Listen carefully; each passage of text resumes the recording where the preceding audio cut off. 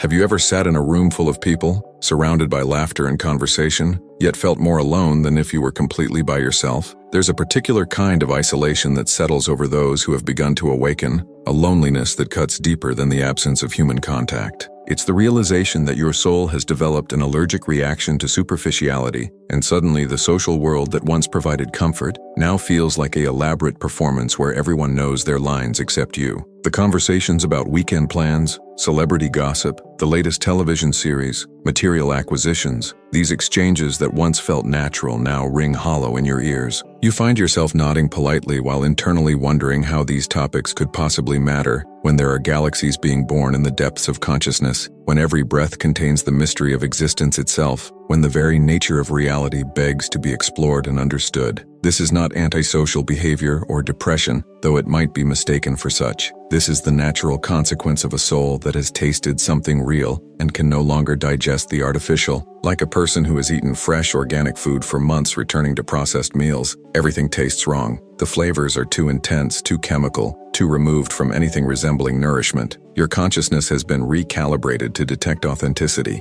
and most of what passes for human connection in our society simply doesn't register on this new instrument of perception. You've become a detector of depth, and the shallow end of the social pool no longer provides the sustenance you require. Think about the caterpillar that must dissolve into a formless soup before emerging as a butterfly. During that transformation, it can no longer participate in caterpillar activities. It cannot climb the same leaves, eat the same foods, or relate to its former companions in the same way. It has entered a liminal space where it belongs neither to its past identity nor to its future form. This is precisely where you find yourself now. You are in the chrysalis stage of human development, where old forms of connection have dissolved, but new ones have not yet crystallized. The friendships based on shared complaints, mutual distractions, and surface-level pleasantries feel like trying to wear clothes that no longer fit. They constrain rather than comfort, and wearing them requires a kind of contortion that leaves you exhausted. The soul's rejection of superficiality is not a choice you make consciously. It's an evolution that happens to you. Like a snake shedding its skin, you cannot will yourself back into the old patterns of connection. The conversations about nothing feel like sandpaper against newly sensitive skin. The social rituals centered around consumption, judgment of others, and the endless recycling of fears and complaints become unbearable, not because you've become judgmental, but because you've become allergic to anything that doesn't feed the deeper parts of yourself. Your nervous system has reorganized itself around a new frequency,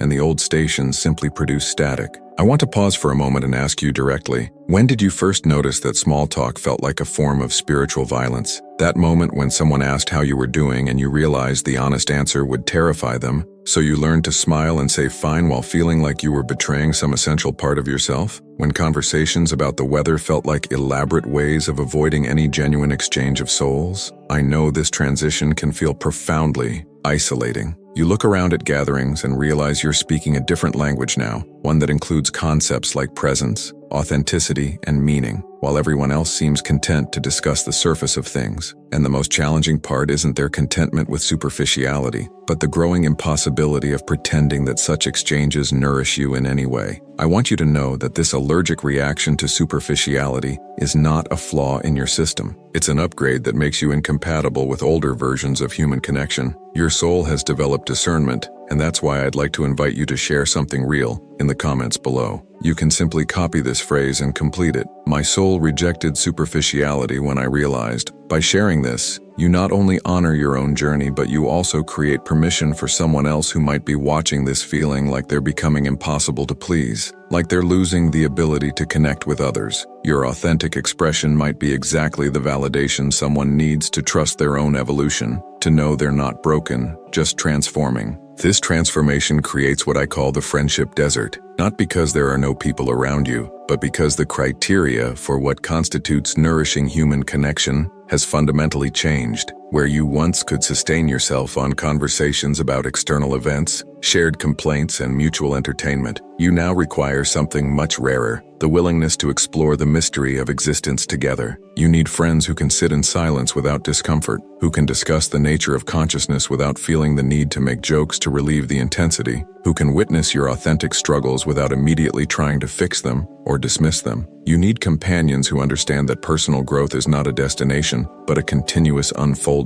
and who are willing to explore their own depths rather than remaining perpetually distracted by surface phenomena. The challenge is that such people are scarce. Most humans are still operating from the programming that says worth comes from external validation, that success means accumulating more things, that discomfort should be immediately medicated or distracted away. They haven't yet encountered the part of themselves that craves depth, meaning, and authentic expression. So when you show up with your newly developed sensitivity to authenticity, when you're no longer able to participate enthusiastically in conversations that feel hollow, when you can't pretend to care about things that seem trivial in the face of existence itself, you become an uncomfortable presence. Not because you're judging them, but because your very being reminds them of depths they haven't yet explored, of questions they haven't yet asked themselves. This creates a peculiar paradox. The more authentic you become, the more isolated you may feel in typical social settings. Your presence carries a vibration that either resonates deeply with others who are on a similar journey, or creates discomfort in those who are not yet ready to examine their own superficial patterns. You become like a tuning fork that reveals which other instruments are capable of producing the same frequency. Most social gatherings become exercises in tolerance rather than connection, performances of normalcy rather than genuine exchange. You learn to modulate your energy, to speak in metaphors that won't frighten, to share just enough depth to test the waters without overwhelming those who haven't developed the capacity for such conversations. But here's where the recontextualization becomes essential. This period of social isolation is not a punishment for your growth. It's an incubation period. Like the butterfly that must dry its wings before taking flight, you are developing new capacities for connection that will ultimately lead to relationships of unprecedented depth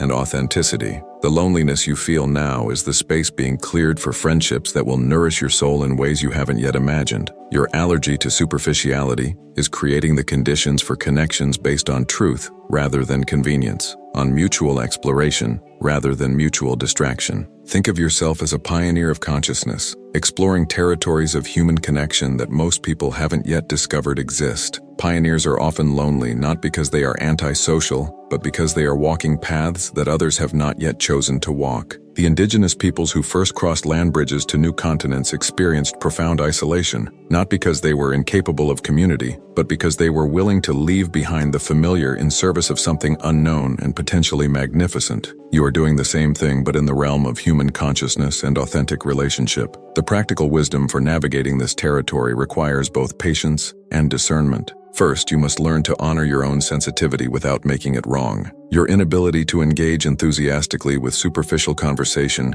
is not a personality flaw. It's a sign that you've developed more refined tastes in human connection. Like someone who has studied wine learning to detect subtle differences in flavor and quality, you've developed the ability to distinguish between authentic and performative human interaction. This is a gift, not a burden, even when it feels isolating. Second, you must learn the art of meeting people where they are, while maintaining your own integrity. This doesn't mean pretending to find shallow conversations fascinating, but it means recognizing that everyone is at a different stage of their journey toward authenticity. Some people express their depth through discussions of external events because they haven't yet learned the language of internal experience. Others use humor and distraction because they genuinely fear the intensity of direct connection. Your task is not to convert them or judge them, but to find ways of being present that honor both their current capacity and your own need for authenticity. Third, you must become skilled at recognizing the signals that indicate someone might be capable of deeper connection. These signals are rarely obvious. They might appear as a fleeting moment of genuine vulnerability in conversation, a question that reveals curiosity about life's mysteries, a willingness to sit in silence without filling it with noise, or a recognition in their eyes when you speak about something real. Learning to detect these subtle indicators allows you to gradually deepen conversations and relationships with those who have the capacity and interest for such exploration. The most important practice during this transition is maintaining faith that your tribe exists. Somewhere in the world are people who crave the same quality of connection that you do. They may be few, they may be scattered across the globe, they may be hiding their depth behind socially acceptable facades, but they exist. The internet has made finding such people easier than ever before. Communities of conscious individuals gather around shared interests in personal growth, spirituality, creativity, and authentic expression. The key is to put yourself in environments where such people are likely to appear. Workshops on personal development, meditation retreats, creative gatherings, philosophical discussions, volunteer work for causes that matter to you. But understanding the deeper mechanics of this transformation reveals something even more profound. What you're experiencing is not simply a personal preference for deeper conversation. You are witnessing the evolution of human consciousness itself, manifested through your individual nervous system. The superficial connections that once satisfied you were appropriate for an earlier stage of human development, when survival required tribal bonding based on shared external threats and common practical concerns. But as humanity moves into an era where survival is less about physical threats and more about psychological and spiritual coherence, our bonding mechanisms are evolving to match this new reality. Your soul's rejection of superficiality is actually a biological imperative disguised as a social preference. Just as our ancestors developed the ability to detect subtle changes in their environment that indicated danger or opportunity, you have developed the ability to detect the emotional and energetic signatures that indicate whether a connection will support your continued evolution or keep you trapped in patterns that no longer serve. This is not pickiness. This is evolutionary intelligence expressing itself through your relational choices. Consider the profound loneliness that accompanies this transition, not as evidence that something is wrong with you, but as evidence that you are becoming something new. The caterpillar experiences a kind of dissolution that must feel like death before the butterfly emerges. You are experiencing a dissolution of your old capacity for superficial connection, and this dissolution creates a temporary void where meaningful connection has not yet fully formed. This void is not empty space, it's pregnant space, full of potential for relationships that will nourish dimensions of yourself that you didn't even know existed. During this transformation, you may notice that your tolerance for emotional dishonesty becomes almost non-existent. People who speak in platitudes about being positive while radiating underlying anxiety or anger become energetically intolerable. Those who present perfect images on social media while living in quiet desperation create a kind of cognitive dissonance that your newly calibrated system cannot ignore. You begin to see through the elaborate performances that pass for human interaction in our society, and what you see beneath often feels more honest than what's being presented on the surface. This X-ray vision into the emotional reality behind social facades can be overwhelming. You realize that much of what people call friendship is actually mutual agreement to avoid looking too deeply at each other's real experiences. You see how many conversations are elaborate dances around genuine intimacy, how much energy is spent maintaining images rather than exploring truth, how much of social interaction is based on fear of rejection rather than authentic expression of self. Once you see this pattern clearly, you cannot unsee it, and participating in it feels like a betrayal of your own integrity. The emergence from this friendship desert happens gradually and often in unexpected ways. You might find yourself in a conversation with a stranger who mentions something real about their experience of life, and suddenly, you recognize the frequency you've been seeking. Or you might discover that someone you've known for years has been hiding depths you never suspected, waiting for permission to share their authentic self. These moments of recognition feel like finding water in a vast expanse of sand, and they remind you that your standards are not impossibly high, they're simply refined. What's particularly challenging about this transition is that it often coincides with other people in your life becoming uncomfortable with your changes. As you become less willing to participate in superficial exchanges, as you stop laughing at jokes that don't feel genuinely funny, as you decline invitations to gatherings that feel draining rather than nourishing, others may interpret this as judgment or rejection of them personally. In some cases, they're not wrong. You are rejecting the version of relationship that requires you to diminish yourself. And for people who have known you only in that diminished state, your expansion can feel threatening. This is where the compassion practices become essential. Understanding that most people's attachment to superficial connection comes from genuine fear can help you navigate these relationships with more grace. Many humans have learned that showing their real selves leads to rejection, so they've developed elaborate personas designed to be acceptable rather than authentic. When you stop participating enthusiastically in these persona-based exchanges, it can trigger their deepest fears about being unlovable in their natural state. Your evolution becomes a mirror, that reflects their own unexplored depths, and not everyone is ready to see what that mirror reveals. The art of transitioning through this phase without causing unnecessary harm to others requires what I call graduated authenticity. Rather than suddenly revealing the full depth of your transformation to people who haven't developed the capacity to understand it, you can practice sharing truth in doses that allow others to adjust gradually. This isn't dishonesty, it's skillful means. Like a plant that slowly acclimates to full sunlight after being in shade, some people need time to develop tolerance for the intensity of genuine connection. But this graduated approach must never require you to betray your own evolution. There's a difference between being patient with others' capacity for depth and forcing yourself to participate in exchanges that feel spiritually violent. Learning to distinguish between these two requires developing what we might call relational discernment, the ability to sense whether a person is simply moving slowly toward greater authenticity or is actively resistant to anything beyond surface interaction. One of the most profound realizations that emerges during this transition is that authentic connection is not about finding people who think exactly like you or who have experienced exactly what you've experienced.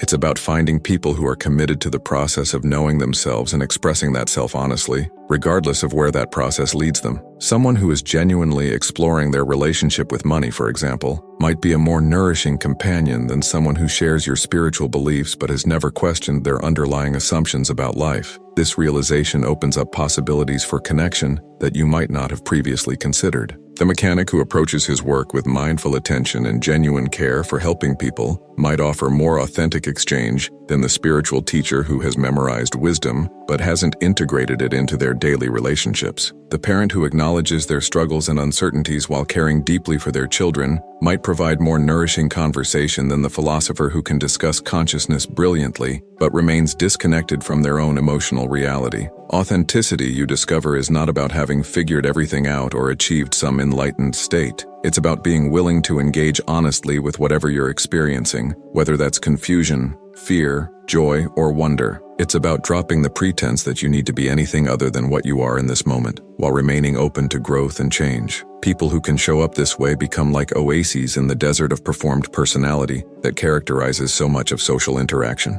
But perhaps most importantly, you must learn to become the kind of friend you're seeking. If you crave depth, you must be willing to share your own depths. If you want authenticity, you must be willing to show up authentically even when it feels risky. If you desire companions who can witness your growth without judgment, you must develop the capacity to witness others without judgment. If you want friends who can discuss life's mysteries, you must be willing to explore those mysteries openly and without pretense. The soul's rejection of superficiality is ultimately a call toward a more evolved form of human connection. It's your consciousness demanding relationships that feed rather than drain, that inspire rather than diminish, that support your authentic expression rather than requiring you to perform an acceptable version of yourself. This may mean having fewer friends for a while, but it also means that the friendships you do develop will be of a quality that most people never experience. Consider that you are not losing the ability to connect with others. You are losing the ability to connect in ways that don't serve your highest good. You are being guided toward relationships that will support your continued evolution rather than keeping you trapped in patterns that no longer fit. Your soul has developed standards, and while this might create temporary loneliness, it also creates the possibility for connection that is so authentic, so nourishing, so aligned with who you really are, that the superficial relationships of the past will seem like shadows in comparison. The butterfly cannot return to being a caterpillar, nor would it want to once it discovers the joy of flight. You cannot return to finding satisfaction in superficial connection, nor will you want to once you experience the profound nourishment that comes from authentic human bond. Your soul's rejection of superficiality is not making you impossible to love. It's making you impossible to love in ways that diminish you, and creating space for love that honors the fullness of who you are becoming. As you navigate this territory of evolved connection, you begin to understand that your soul's rejection of superficiality serves a function far beyond personal comfort. You are participating in a larger shift in human consciousness, one that requires pioneers willing to demonstrate that deeper forms of relationship are not only possible, but necessary for our continued evolution as a species. Every time you choose authenticity over acceptability, every time you refuse to diminish yourself for the comfort of others, every time you insist on genuine exchange rather than performative pleasantries, you are voting for a world where truth has more value than convenience. This is perhaps the most challenging aspect of this transition, understanding that your personal discomfort with superficial connection is actually a service to the larger human community. You are developing capacities that will eventually become more common, modeling forms of relationship that others will learn from and gradually adopt. But being a pioneer in any realm requires tolerance for isolation, misunderstanding, and the uncertainty that comes with walking paths that others have not yet chosen to explore. The profound irony is that as you become more authentic, more willing to share your genuine self, more insistent on depth and meaning in your connections, you become simultaneously more vulnerable and more powerful. Vulnerable because authenticity requires dropping the protective personas that shield us from judgment and rejection. Powerful because authenticity connects you to sources of energy and insight that are not available when you're performing an acceptable version of yourself. This paradox of vulnerable power characterizes all truly meaningful relationships. Understanding this paradox helps explain why the friendship dessert phase feels so disorienting. You are developing a new form of relational intelligence that requires different skills than those you learned in childhood. Most of us were trained to be likable rather than authentic, to seek approval rather than truth, to maintain harmony rather than explore difficult emotions or challenging ideas. These old strategies not only stop working during spiritual awakening, they begin to feel actively harmful to your well-being. Learning new ways of connecting requires patience with yourself as you develop unfamiliar capacities. The practical skills of authentic relationship include learning to communicate your needs without making others wrong for not meeting them, expressing disagreement without attacking the other person's character, sharing vulnerable truths without expecting others to fix or fully understand your experience, and maintaining your own emotional center when others react strongly to your authenticity. These skills are rarely taught in our culture, yet they become essential as you move toward deeper forms of connection. Perhaps most importantly, you must learn to distinguish between loneliness and solitude. Loneliness is the painful awareness of disconnection from others, while solitude is the nourishing experience of connection with yourself. Much of what we experience as loneliness during this transition is actually the discomfort of learning to be with ourselves without distraction. As you become comfortable with your own company, as you develop genuine self-acceptance and internal peace, your desperation for external connection diminishes, and you become more discerning about which relationships truly add value to your life. This shift from loneliness to solitude marks a crucial turning point in the journey. When you can be genuinely content alone, you no longer need relationships to complete you or validate your worth. This freedom from emotional neediness actually makes you more attractive as a friend and companion. People are drawn to those who choose their company freely rather than clinging to it desperately. Your ability to be alone becomes the foundation for your ability to be truly intimate with others. The emergence from the friendship desert often happens suddenly, like rain after a long drought. You might find yourself in a conversation that flows naturally into territories you thought no one wanted to explore, or discover that someone you've known casually for years has been waiting for permission to share their deeper self. These moments of recognition create profound relief, confirming that your patience and faith were justified. The connections that form after this period of refinement tend to be remarkably durable and nourishing, based as they are on genuine compatibility rather than convenience or habit. Trust this process. Trust that your increasing sensitivity to authenticity is guiding you toward relationships that will support your highest expression. Trust that the loneliness you feel now is temporary, while the capacity for deep connection you're developing is permanent. Trust that somewhere in the world are souls who will recognize yours, who will celebrate your depth rather than ask you to dim it, who will meet your authenticity with their own rather than asking you to pretend to be less than you are. The friendship desert you're crossing is not a permanent landscape. It's a passage between the social world you've outgrown and the one you're growing into. Keep walking, keep trusting, keep being willing to show up as who you really are. On the other side of this passage await connections that will nourish your soul in ways you've only dared to imagine. What emerges from this crossing is not just better friendships, but a fundamental transformation in your relationship with all of life. When you learn to recognize and honor authenticity in human relationships, you begin to detect it everywhere. In art that moves you deeply, in work that feels genuinely meaningful, in spiritual practices that create real transformation rather than temporary comfort, in natural environments that restore rather than drain your energy. Your soul's rejection of superficiality becomes a compass that guides you toward everything that supports your highest expression and away from everything that diminishes it. If these reflections on the soul's rejection of superficiality and the journey toward authentic friendship touched something within you, know that you are not alone in this passage. This path of developing discernment in human connection can feel profoundly isolating when those around you seem content with surface-level interaction. It's precisely for this reason that we've created this sanctuary, this refuge for souls who have developed allergic reactions to anything that doesn't ring true. By subscribing to this channel, you become part of a global community of individuals who, like you, are navigating the delicate territory between authentic expression and social acceptance. Each video we share is like a signal in the darkness, confirming that your experience is valid, that your standards for human connection are not too high, they're simply evolved. We explore the mysteries of consciousness and relationship with the depth they deserve, offering perspectives that honor both the challenge and the profound beauty of your transformation. We're not here to offer simple solutions to complex spiritual transitions. We're here to walk together through the territories that most people haven't yet discovered, to validate your experience when the world around you suggests that something is wrong with your inability to find satisfaction in superficial connection. If you feel that your soul has developed standards that make typical social interaction feel hollow, if you're seeking companions who can explore life's deeper questions without fear, this channel is your gathering place. Together, we form an invisible network of awakening consciousness, each learning to honor our authentic nature while finding ways to connect meaningfully with others. A simple click on the subscription button is a quiet declaration. I too am seeking something real. I too refuse to settle for connection that requires me to hide my depth. And that, in a world that often rewards superficiality over substance, is a revolutionary act of self-love.